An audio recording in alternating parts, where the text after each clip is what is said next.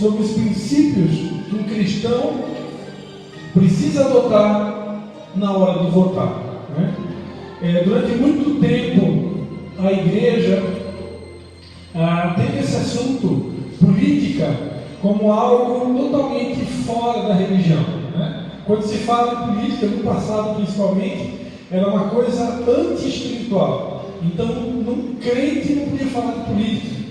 Isso, na verdade, foi uma grande ignorância, uma falta de informação que foi passado, talvez, pelos nossos pais espirituais lá no passado. Hoje nós temos o entendimento que política é totalmente espiritual, né? Todos nós, como cidadãos, como cristãos, independente de denominação, nós precisamos agir como cidadãos e principalmente de acordo com aquilo que a palavra de Deus nos orienta. Então, é muito claro que se nós, como cristãos, nos omitirmos nosso papel político na sociedade, com certeza nós não estaremos agradando a Deus, né? Nós estaremos sendo, no mínimo, omissos. E Deus não está chamando um povo de gente omissa, um povo de boca fechada, um povo que não se expressa, um povo que não brilha, um povo que não é sal, um povo que não é luz. A Bíblia deixa bem claro que nós somos o sal da terra e a luz do mundo. E se esse sal não salgar, se esse sal se tornar insípido, para nada mais serve senão para ser lançado fora e pisado pelos homens. Então o cristão deveria ser o povo mais falante da terra. Claro que isso não quer dizer que a gente tem que ofender as pessoas, não quer dizer que a gente tem que obrigar as pessoas a acreditar do mesmo jeito que eu acredito. As pessoas são livres, elas têm livre-arbítrio, as pessoas são diferentes, elas têm dons, talentos, características diferentes, e isso precisa ser respeitado. Porém, existem conhecimentos que nós herdamos através da palavra de Deus, que nos dão a capacidade de distinguir o certo do errado, o santo do profano. E quando eu adquiro esse conhecimento, à luz da palavra de Deus, eu consigo distinguir o certo do errado, o santo do profano. Diante do pecado, diante da iniquidade, diante da corrupção, diante da mentira, eu preciso me pronunciar. Eu preciso ser luz, eu preciso ser sal, eu preciso dizer, olha, tudo bem, eu respeito a sua opinião, mas a palavra de Deus diz isso. Amém? Não é o Cristo, não é o Jair, não é o seu Oscar, não é o seu Nereu, não é o Darlan que está falando, mas é a palavra de Deus. E contra a palavra de Deus não existe argumento. Nem a Constituição da República Brasileira está acima da palavra de Deus. Amém? Então, irmãos, o que eu quero trazer para vocês hoje são 5 princípios. Pesquisei muita coisa na internet, tem muito conteúdo, muita matéria. Eu vi uma reportagem de um irmão, não sei se ele é pastor ou não, o nome dele é Daniel Lima, e ele conseguiu assim, com poucas palavras, ele foi na veia, assim, bem simples, uma mensagem bem simples. Eu vi até que a pastora, apóstola, né, Valnice Milhões, curtiu o comentário daquele irmão. Quando a Valnice Milhões curte alguma coisa, ou compartilha alguma coisa, no mínimo a gente tem que ficar ligado, porque Valnice, né, para quem não sabe, é uma pessoa que jejuou, orou e continua jejuando e orando mais de 20, 30 anos pela nação brasileira. É uma pessoa que a gente considera muito. E realmente veio bem ao encontro de tudo aquilo que eu já tinha mais ou menos planejado para compartilhar. Eu só dei uma incrementada aqui dentro daquilo que Deus já tinha colocado no meu coração. E a gente vai estar trazendo para vocês hoje aqui. Nós não vamos falar em quem você tem que votar, se você vai votar no partido A, no partido B, no C, no candidato A, B. Ninguém vai fazer isso aqui nessa noite. Porém, a gente vai tratar de princípios. Quais são os princípios que a Bíblia ensina? O que um cristão precisa atentar, segundo a palavra de Deus, na hora de votar? Amém? A primeira coisa está em 2 Crônicas 7,14. Primeiro princípio, e talvez o mais importante deles, a oração.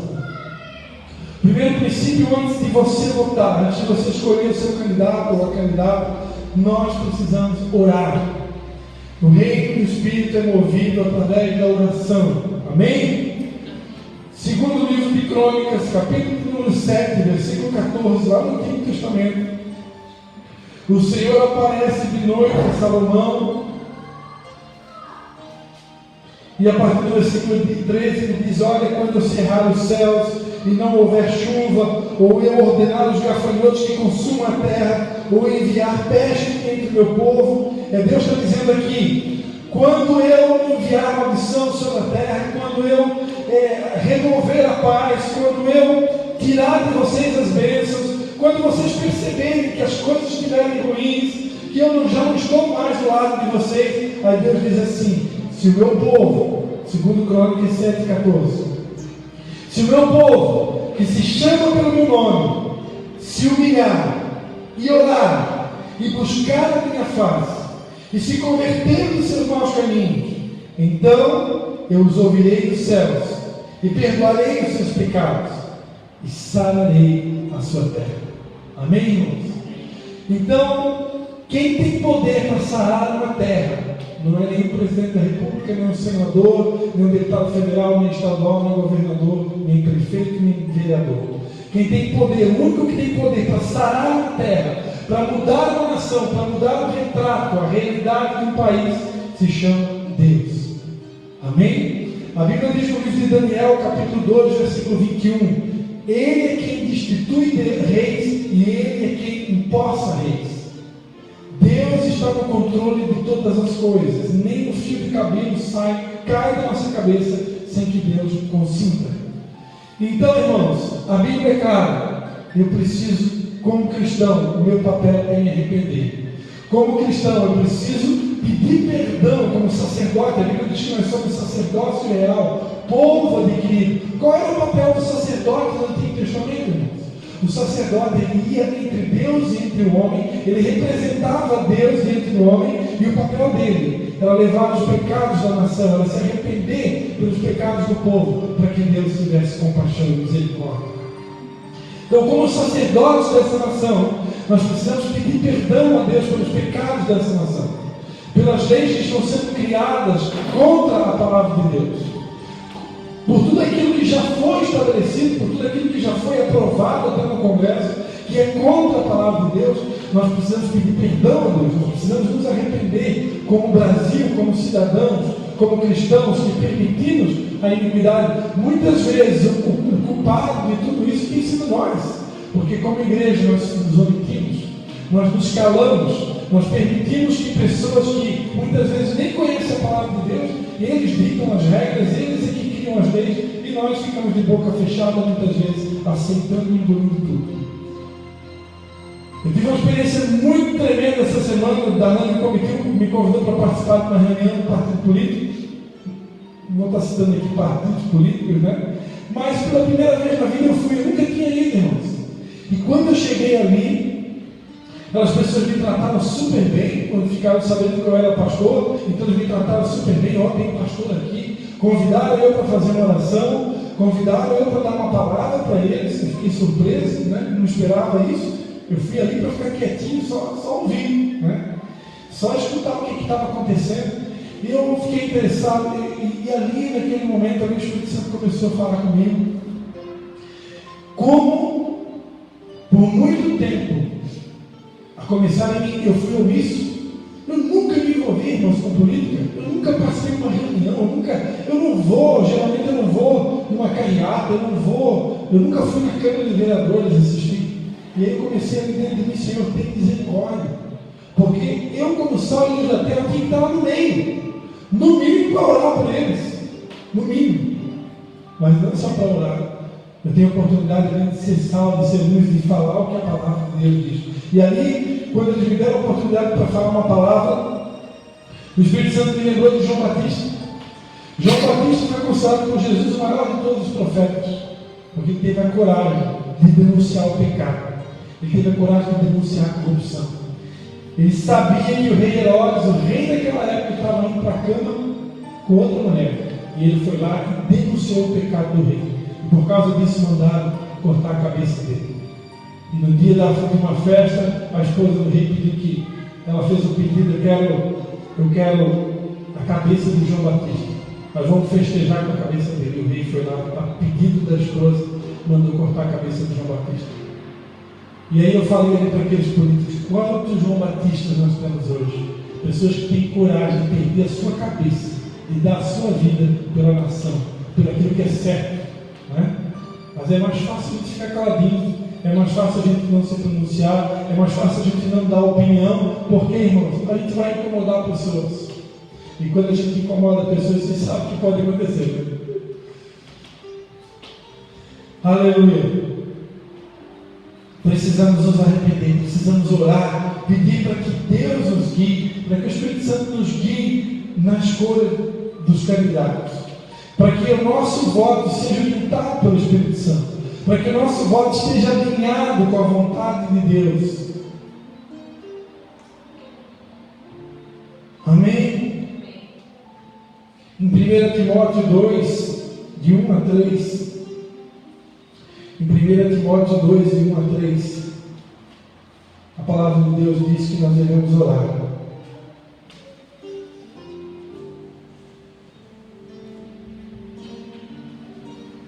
Exorto, pois, antes de tudo, que se façam súplicas, orações, intercessões e ações de graças por todos os homens, pelos reis e por todos os que exercem autoridade, para que tenhamos uma vida tranquila e sossegada em toda piedade e honestidade, porque isto é bom e agradável diante de Deus, nosso Salvador. Amém? Que nós possamos orar.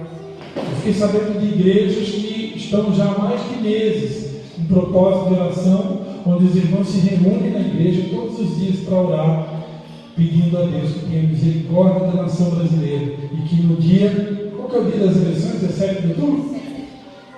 7 de outubro, Deus possa nos dar novos governantes que possam realmente ser pessoas que possam ser usadas para transformar essa nação.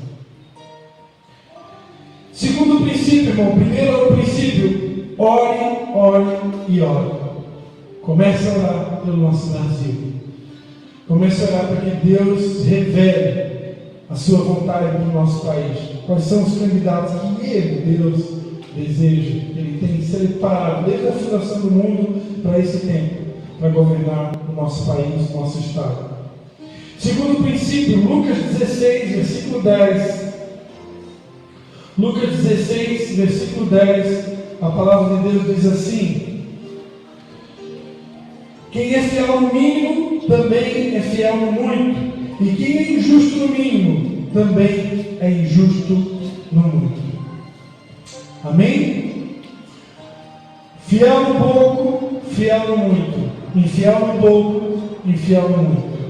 Então, segundo princípio, na hora que você escolher o seu candidato, é você observar se essa pessoa realmente ela é uma pessoa fiel, se ela é realmente uma pessoa com ficha limpa, se é uma pessoa que tem um bom histórico ou um mau histórico.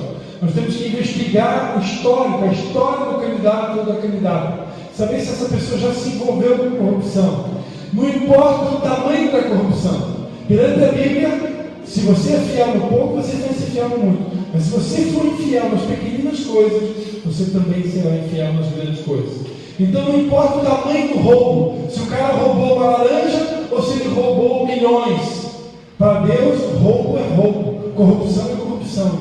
Se você roubou uma caneta, você roubou uma caneta. Eu nunca me esqueço do exemplo de Valmir, né? Irmão que frequentou a igreja aqui com a gente. Ele tinha participado do encontro face a face com Deus, e lá no encontro ele pegou uma caneta, estava faltando, tinha esquecido em casa, ele pegou uma caneta para escrever. A gente geralmente no encontro a gente leva um caderno, uma caneta para anotar os versículos, aquilo que Deus fala com a gente. E o irmão Valmir esqueceu, acabou levando a caneta para casa. E aí quando chegou no culto, no outro culto após o encontro, o irmão Valmir me procurou, né, no final do culto: pastor, queria devolver essa caneta que eu peguei lá no encontro face a face. Puta Deus, né? Quem que devolve uma caneta nos dias de hoje, irmãos? Quem que pega uma caneta emprestada e depois se preocupa em devolver? Né? Quem não é fiel no pouco, nunca será fiel no muito. Não importa o tamanho, irmãos. Um dia eu estava participando de um evento com pastores, A gente estava num determinado estabelecimento, um tipo de um hotel, e dentro do terreno desse hotel tem uma árvore frutífera. Aí eu percebi que na hora do intervalo, a pastorada toda se grudou naquela árvore frutífera e começou a decepar ali, e os tantinhos fizeram limpa, né? Era uma árvore com tangerina. Irmãos, eu sinceramente não tive coragem de pegar uma tangerina naquele pé. Como que eu vou pedir? Como é que eu vou pegar? Pode ser uma tangerina, pode ser um pé, pode ser um limão. Eu só posso fazer isso se eu conversar com o dono e o dono me autorizar. É simples assim. Se eu estou na casa de alguém, se eu estou no terreno de alguém, no sítio de alguém, se eu estou em qualquer lugar que não me pertence, irmão, pode ser uma bala, pode ser o que for, eu tenho que pedir. Simples assim. A pastorada, irmão, tudo lá se grudar. Ah, mas pastor, está sendo radical. É só tangerina a gente encontra aí, eu encontro. Não, irmão. Se você conversar com o dono, irmão, pode limpar, né? Pode, aí sim, o dono autorizou. Agora, se não fui autorizado, eu não posso mexer naquilo que não é meu. Isso é simples assim. Amém? Então perceba se o seu candidato ou candidata, né? Se ele é uma pessoa de ficha limpa, é uma pessoa de moral. Um candidato moral, ele precisa ser terminantemente contra a injustiça, a corrupção e a impunidade. Uma pessoa que quer ser eleito qualquer coisa, ele tem que ser radical no que diz respeito à corrupção, à injustiça e à impunidade. Qualquer candidato que seja favorável à corrupção, à injustiça e à impunidade, esquece, porque Deus é o Deus da justiça. O reino de Deus é um reino de justiça. Então não existe injustiça. Injustiça não funciona, não combina com Deus. Deus é santo. Amém? E quem não for santo nas pequeninas coisas, também não será nas grandes. Então com Deus é assim. Não tem conversa. Né? Ah, não, mas o camarada roubou só um pouquinho. Foi só um pouquinho, pastor. Não tem só um pouquinho. Roubou. Amém? Terceiro princípio. Amar o que Deus ama e odiar o que Deus odeia. O seu candidato, a sua candidata, que você vai eleger no dia 7 de outubro, perceba nas suas palavras, nas suas atitudes, nos seus gestos, nos seus pronunciamentos, se aquilo que ele aprova está a favor daquilo que Deus ama ou se está contra aquilo que Deus ama. Perceba se o seu candidato ou candidata ama aquilo que Deus ama e odeia aquilo que Deus odeia. Porque se ele odeia aquilo que Deus ama e ele ama aquilo que Deus odeia, não dá certo. Então, o apóstolo Paulo, em Gálatas capítulo 2, versículo 20, em Gálatas capítulo 2, versículo 20, o apóstolo Paulo diz, aleluia, estou crucificado com Cristo, e já não vivo eu, mas Cristo vive em mim. A vida que eu agora vivo na carne, eu vivo na fé no Filho de Deus, que me amou e a si mesmo se entregou por mim. Uma pessoa de caráter, de moral, de princípio, é alguém que vive para agradar a Deus, que se importa em agradar a Deus. Preste atenção, irmão, tem candidato que você nunca vê ele falar o nome de Deus, ele nem conhece a Deus. Não que isso seja uma regra, depois a gente vai falar sobre isso no final, no último princípio. Mas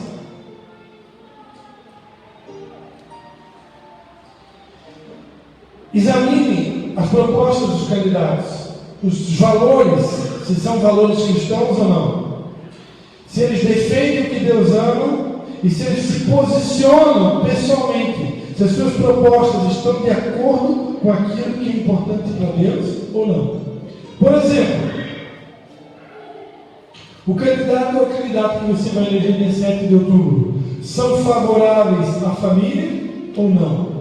Se preocupam com a instituição chamada família ou não? Se preocupam com princípios morais, de ética? São a favor da ideologia de gênero? Ou concordam como Deus ensinou? Deus criou macho e fêmea, homem e mulher. Os candidatos que nós vamos eleger são a favor da pedofilia? Permitem a pedofilia? Permitem são favoráveis ao aborto. Deus não é a favor de ideologia de gênero, Deus não é a favor da pedofilia, Deus não é a favor do aborto. Esses candidatos ou candidatas são a favor da liberdade do culto, ou eles fazem parte desses partidos que querem proibir o culto, como já fizeram em outros países aqui da América Latina? Os candidatos que nós queremos eleger se preocupam com a justiça social, com o amparo aos desamparados, são a favor da liberação das drogas. Eu vi uma reportagem hoje de tarde com aquela Damares, não me lembro agora se era senadora ou deputada federal, Damares. Ela é cristã, ela trabalha nos bastidores lá na Câmara dos Deputados, e ela falou que existem 1.037 projetos de lei contra a família. 1.037 projetos de lei contra a família, só nos bastidores do Congresso Nacional. Irmão, para pensar, 1.037 projetos de lei. Ou seja, existe um grande mover satânico no inferno tentando destruir a família brasileira, né? E hoje eu posso dizer aqui, porque todos os pastores do Brasil estão tomando coragem e estão usando até os cultos da igreja para dizer abertamente aquilo que já não é mais novidade para nenhum, né? A Rede Globo de televisão é um dos maiores câncer que tem hoje na nação contra a família brasileira. As programações, a liberdade de expressão, tudo que está acontecendo através da Rede Globo é escancaradamente assim, é uma violência contra a família brasileira, né? Então a gente precisa tomar muito cuidado com o que a gente vê na televisão. Quarto princípio: caráter e competência. Dona Vera deu aqui Êxodo 19. Você lê um pouquinho antes em Êxodo 18. Quem chegou a abrir o Êxodo 19, né, é só voltar uma página, né? Em Êxodo 18, nós vimos um princípio. Quando Deus aparece para Moisés, Êxodo 18, versículo 21.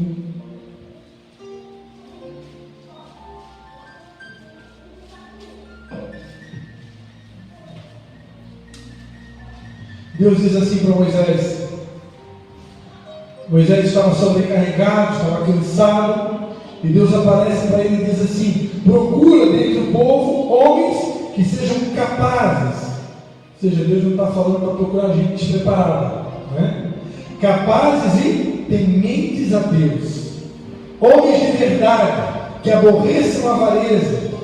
Põe-nos sobre chefes de 1000, chefes de 100, chefes de 50 e chefes de 10. Então preste atenção. Se o candidato que você vai eleger é uma pessoa que tem capacidade para assumir o cargo que ele quer assumir, se ele é uma pessoa temente a Deus, um homem ou uma mulher de verdade que aborrece a avareza, ou seja, que não tem nenhum tipo de apego ao dinheiro, caráter e competência. Tem pessoas que dizem assim: não, o importante é que o camarada seja cristão, o importante é que ele seja crente, que ele seja temente a Deus. Não importa se ele não tem a mínima capacitação. Ao bem da verdade, Deus capacita os escolhidos. Se Deus tem um propósito para colocar alguém em uma função, Deus tem poder para capacitar escolhidos. Mas isso não quer dizer que a pessoa seja totalmente descapacitada. Quando Deus pediu para Moisés aqui escolher pessoas para liderar o povo, Deus diz: olha, escolhe homens capazes. Ou seja, não vai pegar uma pessoa totalmente crua e vai colocar ele como presidente da República. Ele tem que ter um mínimo de conhecimento, ele tem que ter um mínimo de capacitação. Amém? Amém ou não amém? Amém. Tá? Se você quer colocar um presidente que não tem capacidade nenhuma, eu lavo minhas mãos, né? Claro, eu fiz administração de empresas e eu aprendi que um bom administrador, ele não precisa saber tudo. O bom administrador, ele não tem que saber tudo de economia, tudo de direito, tudo de administração, tudo de economia, política, vamos lá, produtividade, marketing, vendas, finanças. Eu clareou aqui agora. Não, o bom administrador não tem que saber tudo de tudo. Ele tem que saber um pouquinho de cada coisa, e ele tem que contratar as pessoas certas para cada função, e aí aquela empresa vai ser bem administrada. A mesma coisa, um grande governante da nação, ele não precisa ser o cara que sabe tudo, mas se ele tiver um conhecimento amplo geral sobre as coisas, e ele tem a capacidade de colocar o ministro certo na posição certa. Para que serve o técnico, irmão? O técnico nem joga, ele nem entra no campo. Mas se ele também escolher escalar o time certo, pode ter certeza, a próxima Copa a gente ganha. Amém? Aleluia. Homens que sejam tementes a Deus, caráter, homens que tenham caráter. Eu fiquei muito feliz porque eu percebi que existem candidatos que têm temor a Deus. Você começa a ouvir os discursos, eu já assisti debates na Aparecida, que teve essa semana, né, no canal Aparecida, assisti uma parte do debate, assisti uma parte do debate na Rede Globo, assisti uma parte do debate Rede Vida, não lembro agora qual foi o canal de televisão que teve, na Bandeirantes, acho que foi. E aí você começa a ver as falas, nas entrelinhas dos candidatos, você percebe quem teme a Deus e quem não teme a Deus. A Bíblia diz que o temor ao Senhor é o princípio de toda a sabedoria. Se você prestar atenção na fala do candidato e você perceber que esse candidato ou candidata não teme a Deus, irmãos, não tem condição. Eu nunca vou colocar alguém que não tem temor a Deus. Quando Moisés precisou escolher pessoas, Deus diz: olha, escolhe pessoas capazes e que temam a Deus. Amém? Preste atenção no caráter e na competência desse candidato. Escolha candidatos que mostram competência e ao mesmo tempo mostram caráter. E por último, irmãos, não basta apenas ter título de cristão. Não, pastor, eu vou votar só em quem é crente. Vou votar só em quem é crente. Fulano lá não é cristão, então aquele já está fora, aquele eu não vou votar. Irmãos, esquece. Existem pessoas que não são cristãos e têm muito mais caráter do que aqueles que estão dentro da igreja. Presta atenção, a Bíblia conta a história de um casal chamado Ananias e Safira. Era um cristão, era crente. Só que aí Pedro pediu para eles trazer uma parte da oferta. Eles tinham vendido uma propriedade, eles tinham que trazer o dízimo daquela propriedade. E aí Pedro disse: só tragam o dízimo.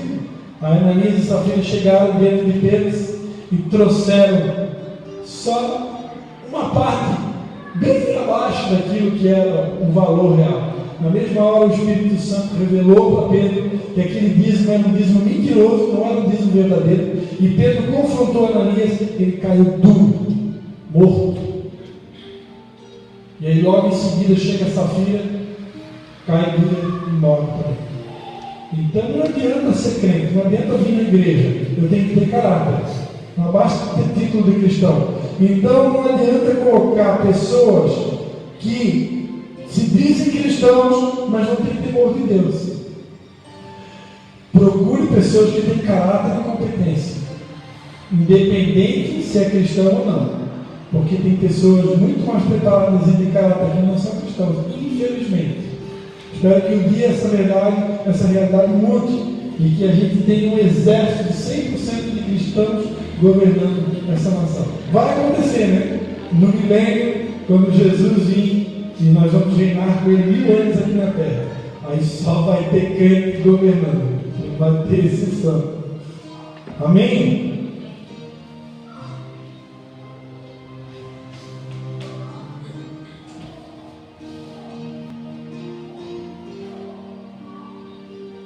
Se espera de um governante que ele seja justo, temente a Deus, e não alguém que defenda seguidores de uma fé ou acima dos demais.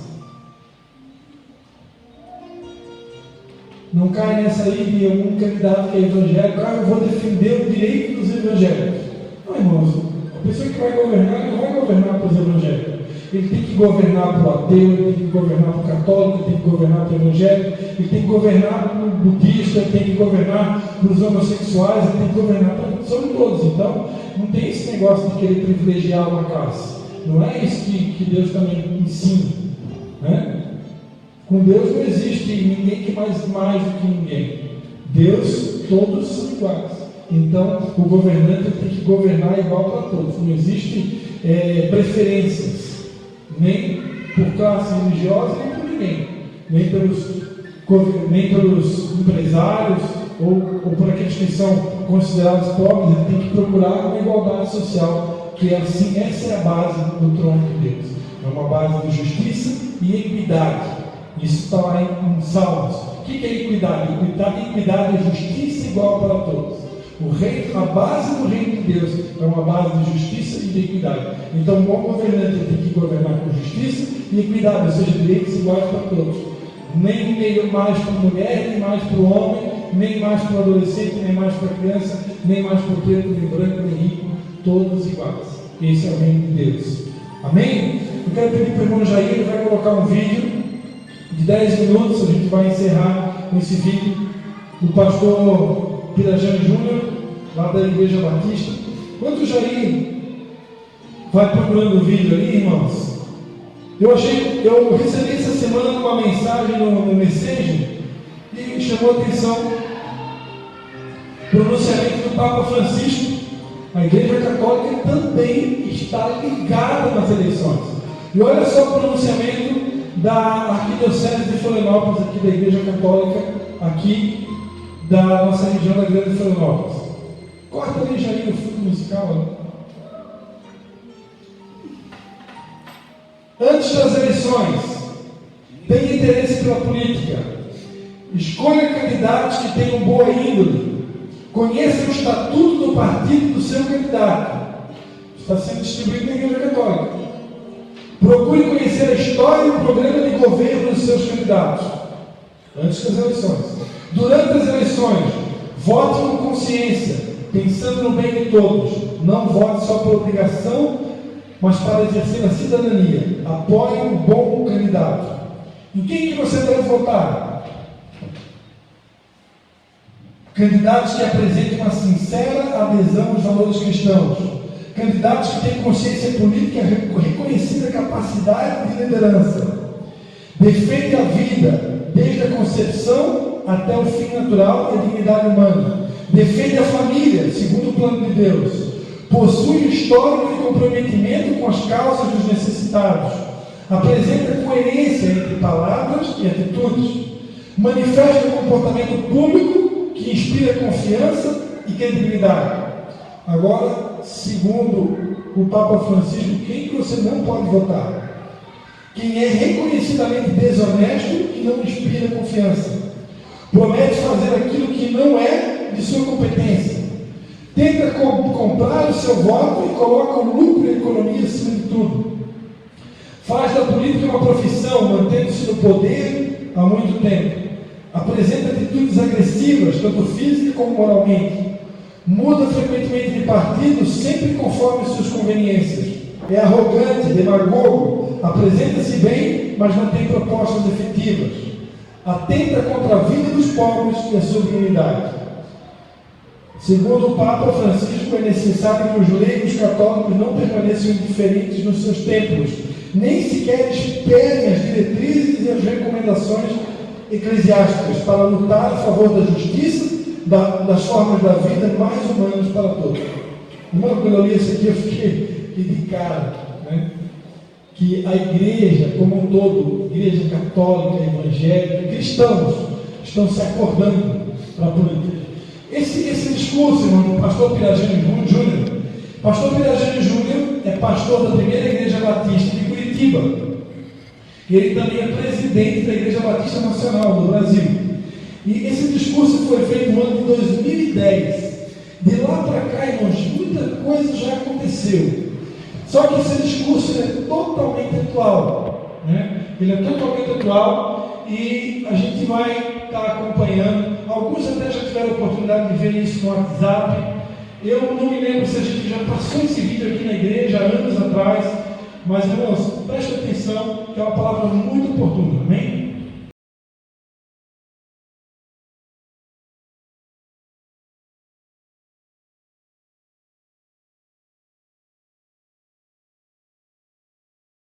Esse vídeo é antigo, mas ele é bem real, né?